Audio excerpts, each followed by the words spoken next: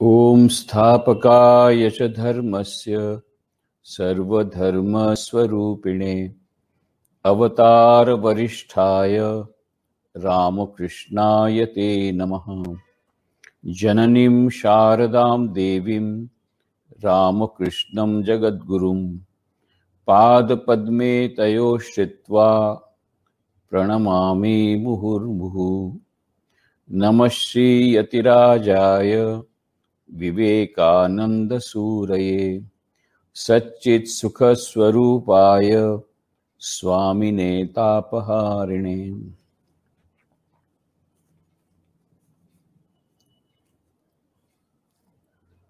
भगवान श्री रामकृष्ण देव, श्री मां शारदा देवी एवं स्वामी विवेकानंद की कृपा से हमारे यह सत्संग भली भांति चल रहा है। आज हम लोग पूज्य स्वामी वीरेश्वरानंद जी महाराज के बारे में बातें करेंगे। पूज्य वीरेश्वरानंद जी महाराज रामकृष्ण मठ एवं रामकृष्ण मिशन के 10वें परमाध्यक्ष थे। श्री मां शारदा देवी के शिष्य थे एवं उनके संपर्क में बहुत लोग आए थे, बहुत लोग उनसे प्रभावित हुए थे, प्रेरित हुए थे। तो कई ऐसे संस्मरण सन्यासियों के, सन्यासिनियों के, गृहस्थ भक्तों के संकलित करके उनके उपदेशों को भी संकलित किया है, कुछ उनके पत्रों को भी संकलित करके एक बहुत सुंदर पुस्तक प्रकाशित हुई है, स्वामी वीरेश्वरानंद ए डिवाइन लाइफ, अंग्रेजी में। और उसका बंगला में भी अनुवाद हुआ है और हिंदी में भी अनुवाद हुआ है। तो उसी में के कुछ अंशों के बारे में हम लोग चर्चा करेंगे। कुछ सेलेक्टेड, अत्यंत संक्षेप में कुछ थोड़े बहुत चुने हुए संस्मरणों के बारे में हम लोग चर्चा करेंगे। सबसे पहले लेते हैं स्वामी गहनानंद जी महाराज, जो कि बाद में चल करके रामकृष्ण मठ एवं रामकृष्ण मिशन के 14वें परमाध्यक्ष हुए थे। वे जब अद्वैत आश्रम कलकत्ता में कार्यरत थे, उस समय की बात है। उस समय पूज्य वीरेश्वरानंद जी महाराज बेलूर मठ में समस्त रामकृष्ण मठ एवं रामकृष्ण मिशन के असिस्टेंट सेक्रेटरी थे। तो उसके पूर्व वे अद्वैत आश्रम के अध्यक्ष रह चुके थे। वहां से फिर बेलूर मठ आए थे। तो एक बार अद्वैत आश्रम के तत्कालीन अध्यक्ष महाराज ने गहनानंद जी महाराज को, नरेश महाराज को कहा कि देखो, प्रभु महाराज के पास अभी बरसात के दिन है, प्रभु महाराज के पास छाता नहीं है, तो मैं चाहता हूं उनको छाता एक उपहार स्वरूप देना। तो ये छाता तुम ले जाओ और उनको दे करके आओ। फिर उन्होंने ये भी कहा कि पर महाराज जी का स्वभाव है, वो कुछ भी आता है तो तुरंत दूसरों को दे देते हैं। तो फिर ये योजना की गई कि उसमें उनका नाम लिख दिया जाए। ये करके फिर गए महाराज वहां पर बेलूर मठ में, महाराज जी के ऑफिस में जाकर कहा, महाराज आपके रूम की चाबी दीजिए। क्यों, कुछ रखना है क्या? बोले हाँ। तो वहां छाता रख करके आ गए।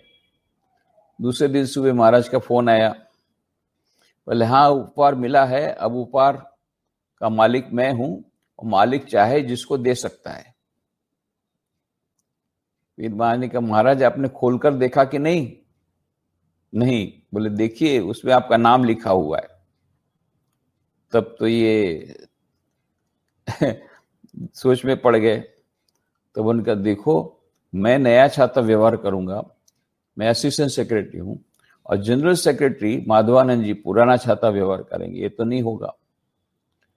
तो ठीक है महाराज, हम जनरल सेक्रेटरी महाराज के लिए पहले ले आते हैं, फिर आप व्यवहार कीजिए। तो इस प्रकार से ये उनकी भावना देखिए।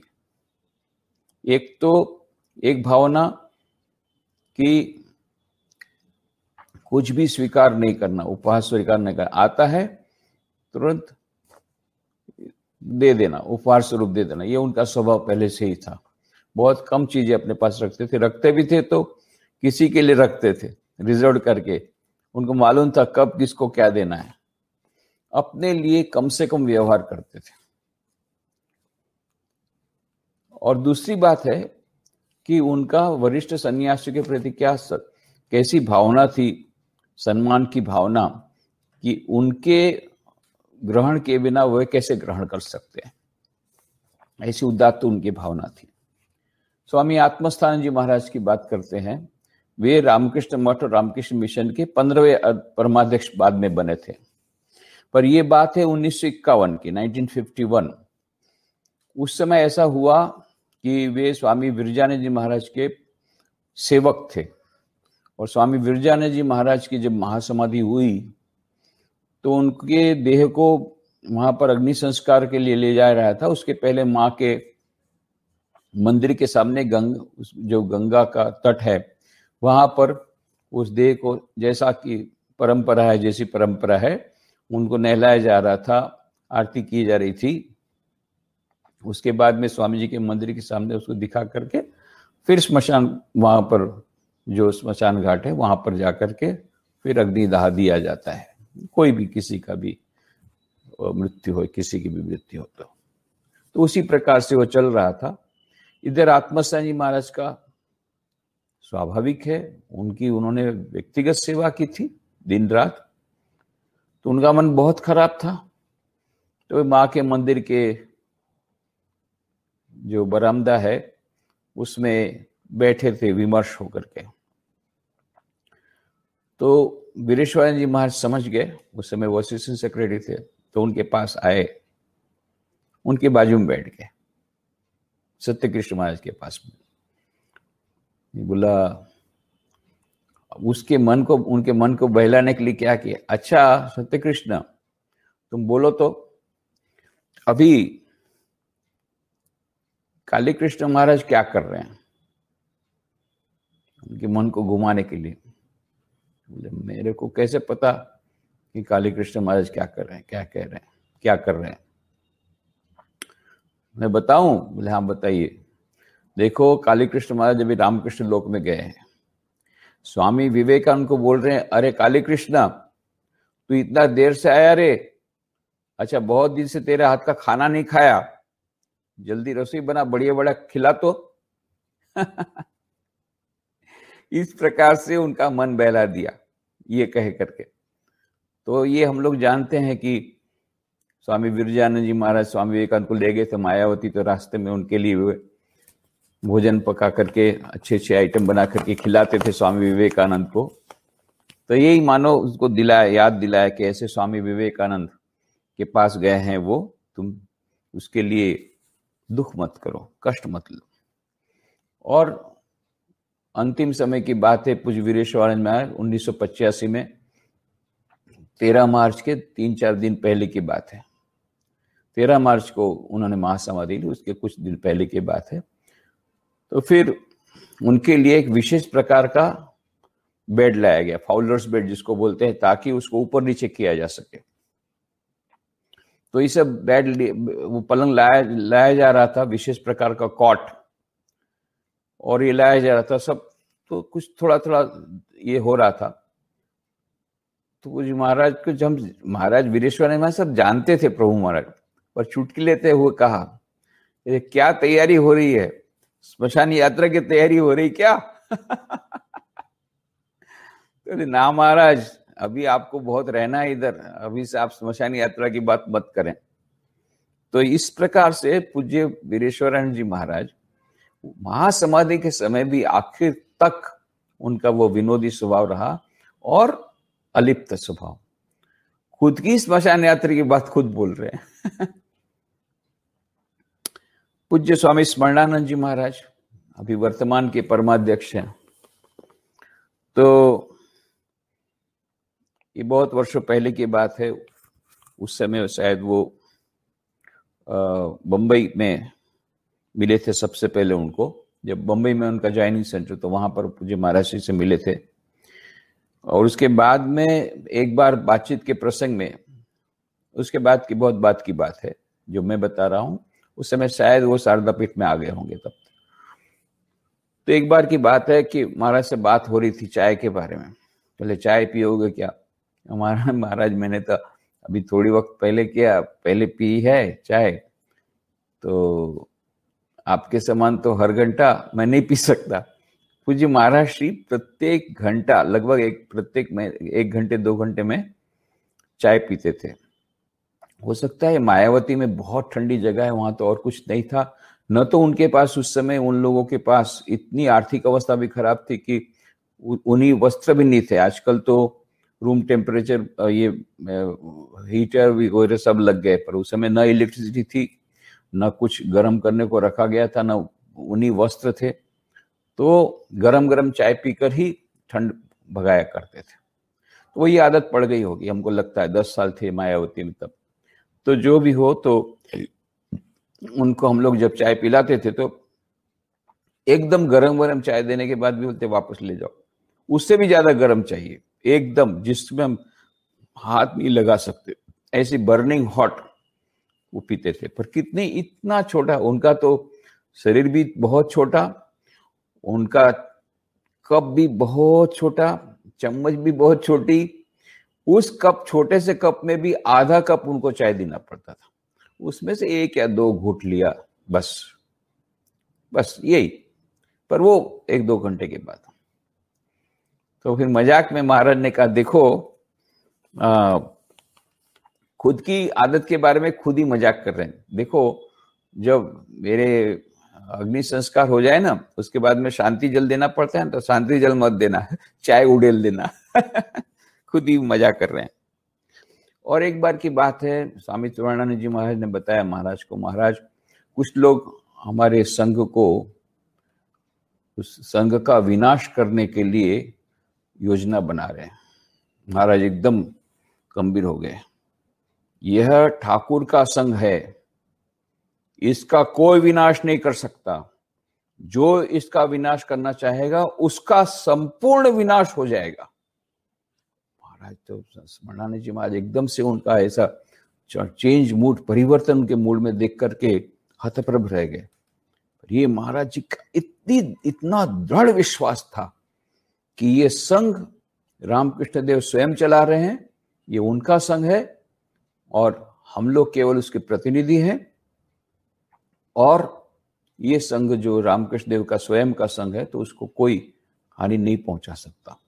ऐसा कन्विक्शन, डीप कन्विक्शन ये उनमें था। स्वामी गौतमान जी महाराज की बात है, जो वर्तमान में वाइस प्रेसिडेंट हैं। तो 1973 में महाराज जी उस समय ईटानगर में सचिव थे, ईटानगर आलोंग में सचिव थे, तो उनको ले गए थे महाराज को, और वहां से ईटानगर गए थे। तो ईटानगर में लेफ्टिनेंट गवर्नर के साथ उनकी बात हो रही थी। तो लेफ्टिनेंट गवर्नर ने पूछा, Maharaj what might be your age, आपकी उम्र कितनी है? तो महाराज ने चुटकी लेते क्या, आई एम 80 years यंग। ये नहीं कहा कि मैं 80 साल बूढ़ा हूं, 80 साल ओल्ड हूं, ये कहा आई एम 80 years यंग। और सचमुच में इवन एट 93 years भी वो यंग ही थे। 93 years अपने महासमाधि कुछ दिन पहले तक भी जो मंदिर में जाते थे, एकदम मानो दौड़ के जा रहे हैं, 1-2 साल पहले की बात है। और 90 के पहले, उनकी 90 साल की उम्र के पहले तो अकेले ही जाते थे, बाद में फिर सेवक का सहारा उनको लेना पड़ता था। ये तो किसी का सहारा नहीं लेते थे, और इतना जल्दी जल्दी ये देते, शक्ति से भरपूर थे वे। He was really 90 years young. उस समय उन्होंने खुद ने कहा, आई एम 80 years यंग, 80 साल में यंग हूं। और आलोंग में जब वे गए, सब पहाड़ी लोगों को इतना उन लोगों को उनका प्यार मिला कि वो लोग कहते हैं ये जो बूढ़े महाराज हैं ना, वो हमारे हैं। वो मैदान के महाराज से भी, मैदान के लोगों से भी हमारे पहाड़ी लोगों से ज्यादा प्यार करते हैं। उनको ऐसा लगता था ये हमारे महाराज हैं। और बहुत बार गए नॉर्थ ईस्ट में, पूज्य महाराज जी आदिवासियों से विशेष प्यार करते थे। वो समझ सकते थे कि महाराज उनके सुख दुख की बातें पूछते हैं, ये पूछते हैं, उनके साथ बैठते हैं, बहुत समय व्यतीत करते थे। 1981 की बात है। स्वामी गौतमानंद जी महाराज बोलते मैं अगरतला गया था, तो उस समय प्रणाम हो रहा था। तो अभी ऐसा होता है कि जब प्रणाम होता है तो एक बाद कतार में सब लोग खड़े रहते हैं और एक तरफ कुछ ट्रे जैसा रहता है जिसमें कि जिसको प्रणामी वगैरह देना उसमें डाल देते हैं और फिर बाद में महाराज को प्रणाम करते हैं। अब एक महिला आई, उसकी गोद में वो छोटा सा शिशु था, छोटा सा बच्चा था। तो अभी क्या करेगी, कैसे प्रणाम करेगी? तो उसने क्या किया, वो महाराज के पास जो ट्रे थी प्रणामी की, उसके पास बच्चे को रख दिया और फिर प्रणाम करने लग गई। महाराज ने उसे मजाक करते हुए कहा, विनोद करते हुए कहा, अरे श्यामल, এই बारे একটা ছেলের জমা পড়েছে, নিয়ে নাও। बोले अब इस बार प्रणामी में एक बच्चा मिला है, ले लो। इस प्रकार से वे मजा करते थे। स्वामी प्रभानंद जी महाराज, जो कि वर्तमान में वाइस प्रेसिडेंट हैं, उन्होंने अपना संस्मरण कहा है उसमें कि जब वे ब्रह्मचारी अवस्था में थे तब नरेंद्रपुर में थे। तो नरेंद्रपुर के उस समय के जो सचिव थे, उन्होंने एक पत्र भेजा था महाराज के लिए। गर्मी के दिन थे, महाराज बहुत दूर से आए और पसीने से एकदम ये हो गए थे, भीग गए थे, बहुत गर्मी थी। उस समय उन्होंने प्रणाम किया महाराज को कि महाराज एक पत्र में लेकर के आया हूं। उस समय ब्रह्मचारी, अभी तो कुछ समय पहले ही ज्वाइन किया है, फिर भी महाराज के लिए सब कोई, मानो उनके लिए सब कोई बराबर है, सबको इतना सम्मान देते हैं। तो उनको ब्रह्मचारी को बोला, वरुण महाराज को, उस समय ब्रह्मचारी वरुण, अभी तो प्रभानंद जी महाराज हो गए, तो उनको बोला बैठने के लिए कुर्सी पर। उनको बड़ी लज्जा लग रही थी, महाराज के सामने मैं कुर्सी में बैठूंगा। बोले नहीं, बैठो बैठो बैठो। फिर पत्र जो दिया था तो वो रख दिया टेबल पर और चले गए। पास में एक छोटी सी अलमारी थी, उसमें से उन्होंने एक गिलास निकाला, उसमें पानी डाला, पास में एक सुराही थी उसमें से पानी डाला, फिर शरबत डाला, उसमें थोड़ी चीनी डाली और नौकर को बुलाया। नौकर को बोला तू बर्फ लेके आ, और गिलास को ऐसे रख दिया और फिर आकर के अपना काम करने लगे। उसको बोला, तो उसने बोला प्रभानंद जी महाराज ने, महाराज मैं मदद कर, चुप बैठो तुम। तो अब बेचारे क्या करते, चुप बैठ गए। उनको लगा कि महाराज को गर्मी लगी होगी तो पहले शरबत पिएंगे, उसके बाद बात करेंगे। अभी थोड़ी देर बाद ये नौकर आया, तो महाराज ने उसको बोला कि धो करके आओ, बर्फ को धो करके आओ। बर्फ को धो करके फिर आया, तो वो ग्लास में बर्फ डाला। बर्फ डाल करके जब ठंडा हुआ तो महाराज को लगा कि अभी वो शरबत पिएंगे। शरबत में हाथ में थमा करके कहा, ये लो शरबत पियो, इतना दूर से तुम आए हो इतनी गर्मी में, शरबत पियो। महाराज तो इतने लज्जित हो गए, जनरल सेक्रेटरी महाराज ये मुझे अपने हाथ से शरबत बना के मुझे दे रहे, मैं कैसे पीऊं? पर कोई उपाय नहीं था। मैं बोल रहा हूं पियो, अब आंख में से आंसू जा रहे हैं। क्या, कैसी करुणा, कैसी दया और कैसा मातृ स्नेह। माँ के पास दीक्षा ली थी तो मातृ हृदय का उनको परिचय हुआ। फिर मुश्किल से उन्होंने पिया, फिर उन्होंने बाकी का शरबत भी उड़ेल दिया। 2 गिलास उनको शरबत दिया। उसके बाद में लेटर खोला और जो कुछ उत्तर देना था दे करके रवाना किया। अभी तक भी महाराज उसको याद करते हैं, पूज्य महाराज श्री के मातृ स्नेह को, कि एक नया ज्वाइन किया हुआ ब्रह्मचारी, उनके प्रति भी उनका कैसा स्नेह और कितना सम्मान देते हैं। वे बहुत ही उससे प्रभावित हुए। और बाद में बताया उन्होंने 1980 में जब कन्वेंशन हुआ तो महाराज की इच्छा थी कि गृहस्थ भक्तों को भी सेवा कार्यों में निमग्न किया जाए। तो उन्होंने प्रभानंद जी महाराज को कार्य सौंपा कि जितने स्वामी विवेकानंद के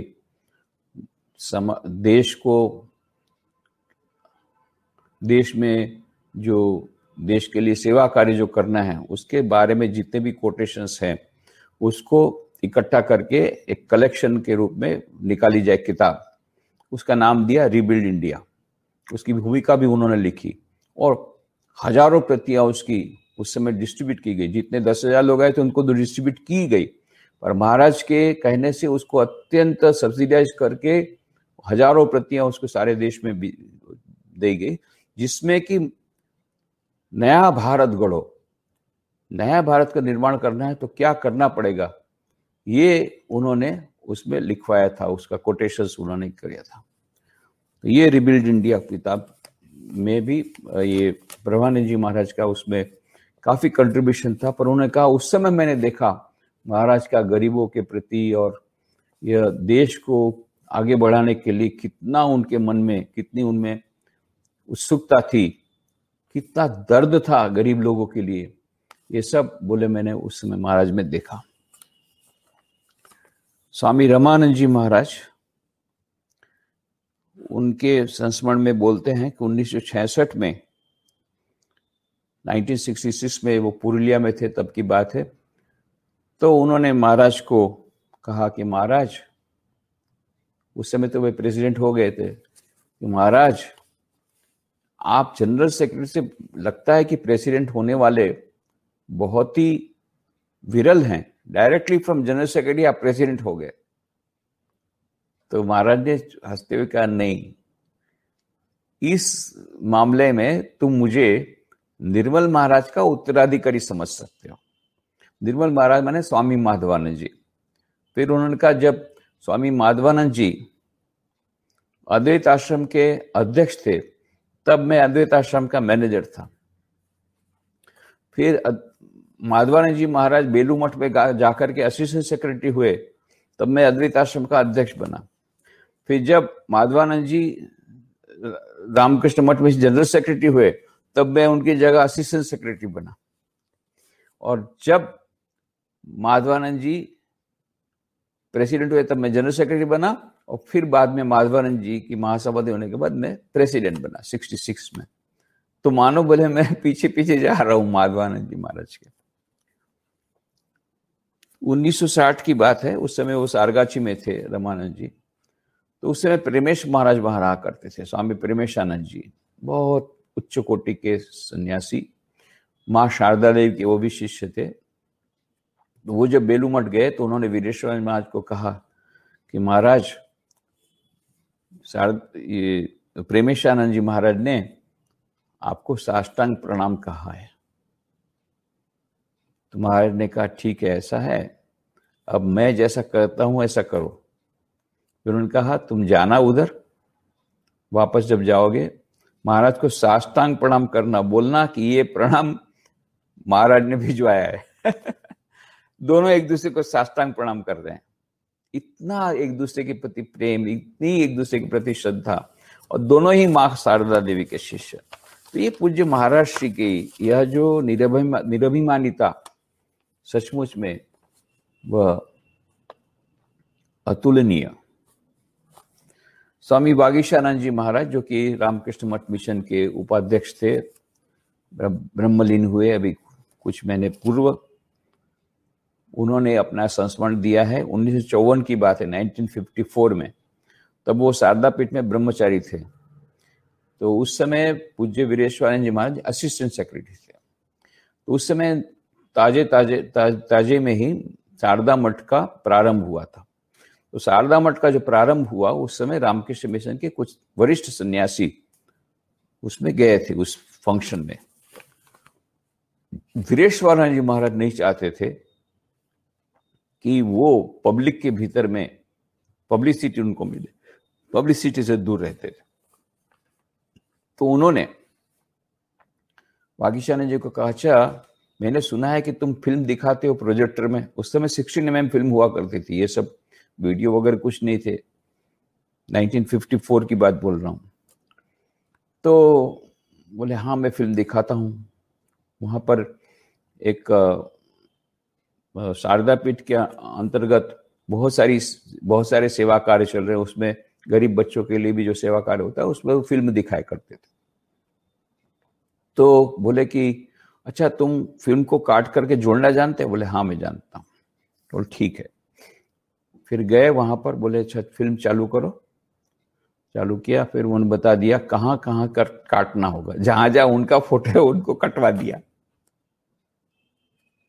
इतनी उनकी निरभिमानिता और इतना वे लोक दृष्टि से ओझल रहने की उनकी जो बात, ये सचमुच में सराहनीय है। स्वामी अनन्यानंद जी महाराज अभी नहीं रहे, ब्रह्मलीन हुए कुछ वर्षों पूर्व। अद्वैत आश्रम के अध्यक्ष थे, फिर बाद में रिटायर होकर के कई वर्ष हैदराबाद में रहते थे।